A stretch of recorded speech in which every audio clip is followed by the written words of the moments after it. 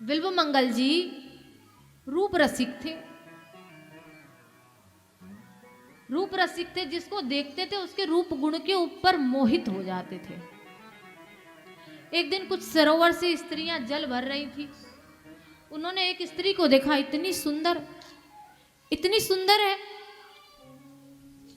अब तो वे जल भर रही थी और एक टक लगा के बिल्वमंगल जी उसको देखते ही रह गए। उसको भी थोड़ी आश्चर्यता हुई कि ये कैसे आदमी है, कैसे मुझे किस नजर से देख रहे हैं। कोई भी होगा, हमें एक टक देखता रहेगा तो हमें भी आश्चर्यता हो जाएगी, इसका क्या मतलब है भाई, क्यों देख रहा है, कुछ ना कुछ तो कारण होता ही है।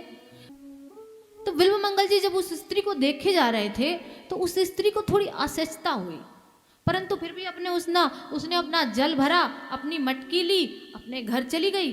तो देख रही है कि वे रास्ते में उसके पीछे पीछे चल दिए। इतने रूप रसिक थे, पीछे पीछे चले जा रहे हैं। अब वह घर तक आ गए, उस स्त्री के घर तक आ गए। उसके रूप गुण को देखकर इतने मोहित हो गए। उसने सारी बात अपने पति को बताई। बोली, ये जब से मैं जल भर रही हूं तब से लेके मेरा पीछा कर रहे हैं और पीछा करते करते मेरे घर तक आ गए। अब आप इनको कुछ कहिए, आप कहते क्यों नहीं है।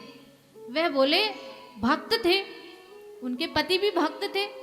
बोले, कोई बात नहीं, आ जाने दो, आ गए तो कोई बात नहीं, बाद में देखेंगे। वह बोली, आप कितने अजीब हैं, क्यों आप इनको कुछ कह नहीं रहे हैं? वो घर तक आ गया, हमारे द्वार तक बैठा है, आपकी स्त्री को कोई परेशान कर रहा है, ऐसा क्या भक्त, वो क्या भक्त होगा, और आप कैसी भक्ति कर रहे हैं कि आप उनको कुछ कह नहीं रहे हैं। बोले, कोई बात नहीं, रुको अभी थोड़ी देर और देखते हैं।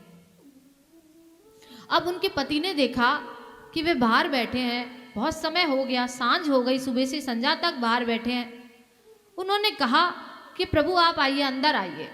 वह उनको अंदर ले आए। अब वह तो, उनकी तो दृष्टि उनकी स्त्री पर ही थी, वे तो बस उन्हीं को देखे जा रहे थे, इतनी देर से देखे जा रहे थे। बड़ी आश्चर्यता, उन्होंने अपनी पत्नी को आश्वासन दिया। बोले, जाओ, भक्त है, जाओ आप पानी लेकर आओ इनके लिए। पानी दिया, भोजन कराया।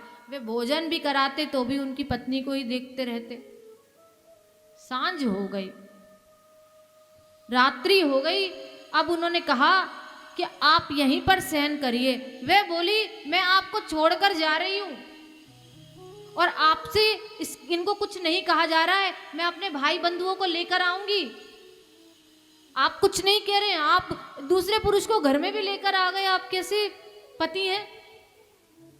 उन्होंने कहा, देवी कोई बात नहीं, शांत रहो, सब ठीक हो जाएगा, कोई बात नहीं। भक्त थे, भक्त भक्त की दशा को जानता है। अब तो रात्रि हुई तो सहन करने के लिए उन्होंने अपना कक्ष दे दिया। वो औरत और गुस्से में हो गई, स्त्री। बोले, एक काम और कर दो, अच्छा जाओ इनके लिए दूध लेके जाओ। वे बेचारी गुस्से में तनतनाती हुई दूध लेकर तो गई। अब दूध लेके जाके उनको दे दिया बिल्वमंगल जी को। वह उस स्त्री को देखे ही जा रहे थे, परंतु ना जाने उनके मन में क्या बात आई। वह दृष्टि जो थी उनकी, उन्होंने सोचा कि सुबह से शाम हो गई, मुझे इसको मैं देखे जा रहा हूं, मैंने अपना एक दिन खराब कर दिया, पूरा दिन इनके रूप को मैं देखकर इतना आसक्त हो गया।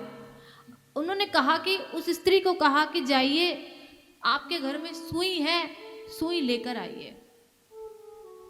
वह क्रोध में तो थी, वे जाकर सुई ले आई। उस सुई से उन्होंने अपनी आंखों को फोड़ लिया। बोले, ये दोष जो है ना, ये सब इस नेत्र का है। जिस नेत्र से मुझे हरि का दर्शन करना चाहिए था, हरि का ध्यान करना चाहिए था, उस नेत्र से मैंने ये दिन पूरा इन नेत्रों के चक्कर में एक स्त्री को देखने में निकाल दिया, जो जिसकी बनाई हुई एक स्त्री इतनी सुंदर है, उसकी करुणा कितनी सुंदर है।